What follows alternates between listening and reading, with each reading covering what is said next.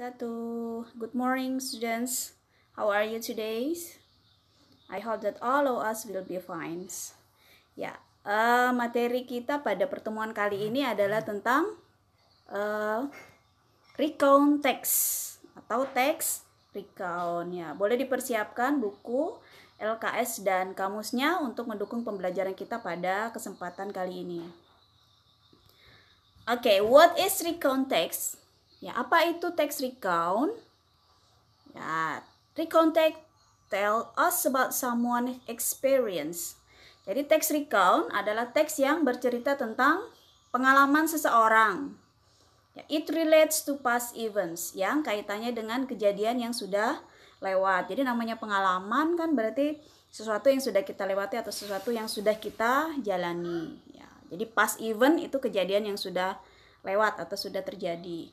Jadi ingat ya, teks recount adalah teks yang bercerita tentang pengalaman.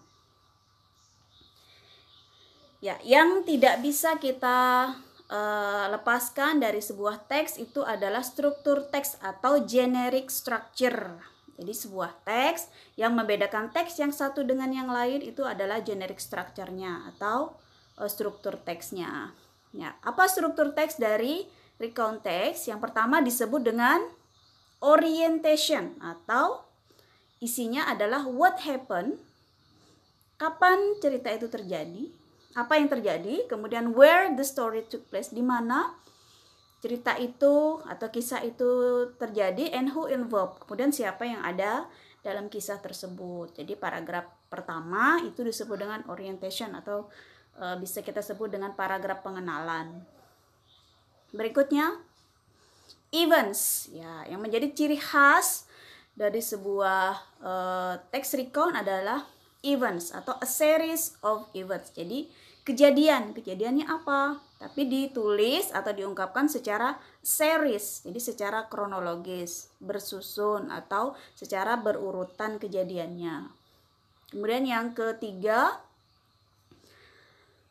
reorientation. Ya, paragraf yang terakhir itu adalah paragraf reorientation. Jadi hanya 3 saja isi dari struktur teks dari recount text, yaitu orientation, isinya pengenalan cerita, events, kejadian, kemudian reorientation atau boleh dibilang penutup, closure of the events, penutup dari kisah atau kejadian itu. Yang perlu diingat dari recount text, karena dia past event, berarti dia menggunakan past tense atau tenses lampau, ya. Alright, mengulang kembali sedikit tentang past tense atau tenses lampau. Untuk polanya adalah subjek, kemudian ditambah kata kerja bentuk kedua. Nah, kemudian diikuti oleh objek ataupun komplement pelengkap. Nah, diingat ya, verb to atau kata kerja bentuk kedua itu ada yang reguler, ada yang irregular. Ada yang teratur, ada yang tidak beraturan. Untuk daftar kata boleh dilihat di bagian tengah dari kamus yang kalian miliki, ya. Jadi misalnya salah satu ciri khas dari kata kerja bentuk kedua itu adalah kata kerja yang diberi akhiran ed di belakangnya. Oke, contoh kalimatnya, she studied English yesterday. Dia belajar bahasa Inggris yesterday, kemarin. Bentuk negatifnya, she did not study English yesterday. Ya, jadi kata studied tadi diganti menjadi did not untuk menunjukkan kalimat negatif. Kemudian kata studied kembali ke bentuk pertamanya yaitu study. Ya. Kemudian bagaimana bentuk interrogatifnya atau bentuk kalimat tanya? Ya, did she study English yesterday? Apakah dia belajar bahasa Inggris kemarin? Ya, kalau dia positif boleh dijawab dengan yes, she did. Kalau negatif jawabannya no, she did not atau she didn't. Kemudian untuk kalimat yang tidak mengandung kata kerja itu menggunakan to be, kalimat numeral namanya ya. Itu to be-nya adalah to be bentuk kedua, hanya 2 saja yaitu was dan were. Contohnya, for example, I was there yesterday. Saya ada di sana Yesterday artinya adalah kemarin, ya, berarti kejadian yang sudah lewat kemarin. Ya, untuk keterangan waktu dari past tense, namanya kalimat sudah lewat itu berarti menyatakan waktu yang telah lewat, misalnya yesterday kemarin, atau last month bulan kemarin, last year tahun kemarin. Oke, berikutnya text recount use action verbs. Ya, text recount juga berisi kata kerja yang menyatakan perbuatan. Action verb itu perbuatan atau tindakan. Misalnya visit, berkunjung, eat, makan, go, pergi, etc. dan lain-lain.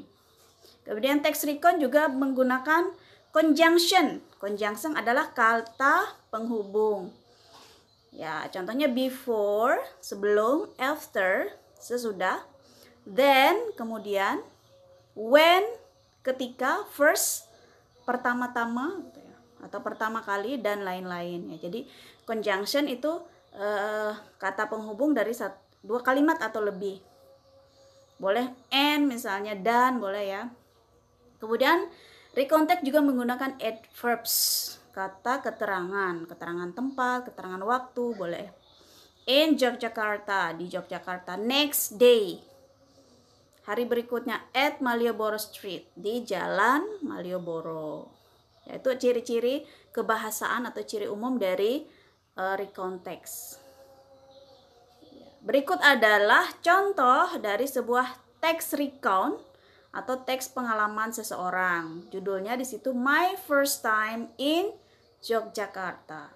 Ya, pengalaman pertama saya di Yogyakarta ya judulnya. Perhatikan di situ ada kata yang ibu kasih garis bawah. Ada kata when, was, when. Ya, itu adalah kata kerja bentuk kedua atau yang menunjukkan bahwa kejadian ini adalah kejadian yang sudah lewat menggunakan format past tense. Ya, paragraf pertama berisi orientations. My family and I, ya, orang-orang yang terlibat adalah my family and I, berarti saya dan keluarga saya. Went to my grandmother's house, berkunjung atau pergi ke rumah nenek saya in Yogyakarta last month, di Yogyakarta bulan kemarin ya.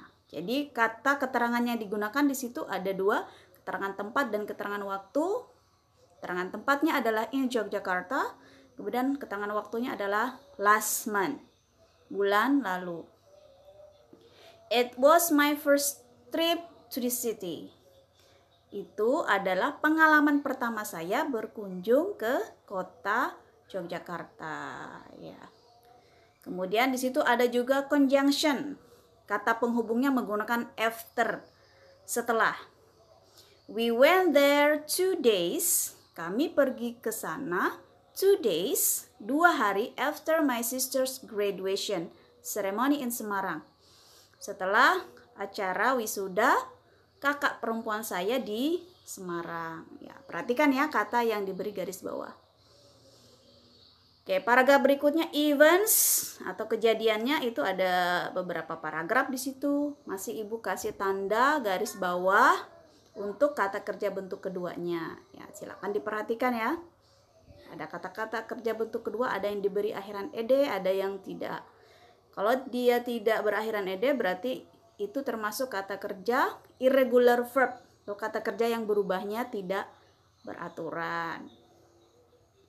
Kemudian events berikutnya, kejadian berikutnya juga ya. Silakan kalian identifikasi di situ ada beberapa kata kerja bentuk kedua. Boleh diidentifikasi sendiri. Ya, kemudian kalimat terakhir atau paragraf terakhirnya reorientation. We realized that Yogyakarta turned out to be very warm during the day.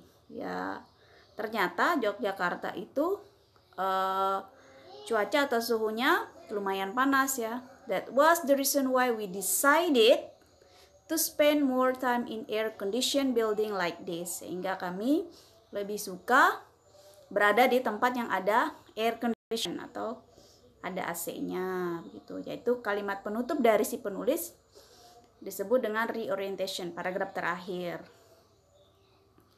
Oke, berikutnya Yeah, I think enough for our listen today. Thanks and please don't stop learning. See you on the next material. Okay, assalamualaikum warahmatullahi wabarakatuh.